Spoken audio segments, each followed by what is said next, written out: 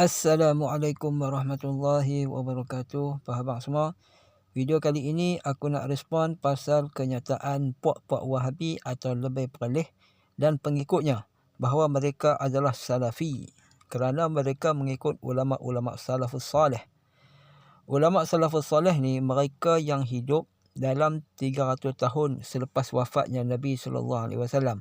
Ada yang kata dalam 500 tahun selepas kewafatan Nabi SAW. Tapi adakah mereka benar-benar mengikut ulama-ulama salaf atau aswaja yang benar-benar mengikut salaf? Jadi jom kita tengok senarai ulama-ulama salaf. Kita majoriti masyarakat Muslim yang digelar asam Jawa oleh Wahabiul. Kita mengikuti ulama salaf. Dalam akidah kita, kita mengikuti Imam Abu Hasan Al-Asy'ari yang hidup pada 260 hingga 324 Hijrah.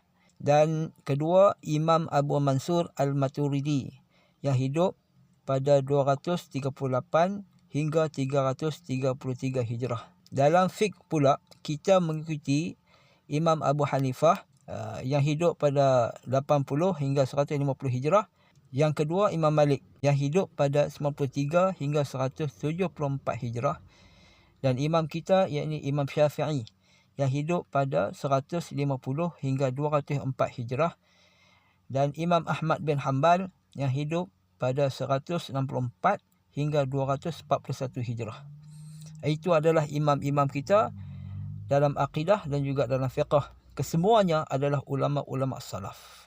Wahabi pula kita tengok ulama-ulama salaf mereka. Salaf ke ataupun khalaf, kita tengoklah. Wahabi ni mereka mengikuti dalam bab akidah seperti Imam Ibn Taymiyah yang hidup pada 661 hingga 724 Hijrah. Yang kedua, Ibn Qayyim yang hidup pada 691 hingga 751 Hijrah.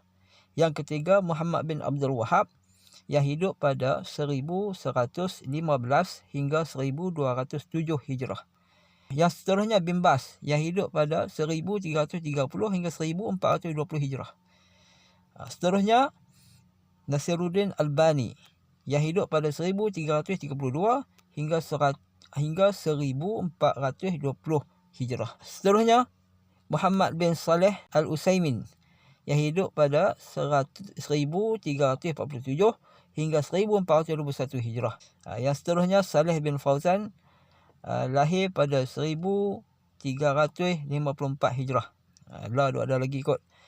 Yang ketujuhnya lagi Al-Mazah dan seterusnya Rora. Inilah ulama-ulama yang Wahabi ikut.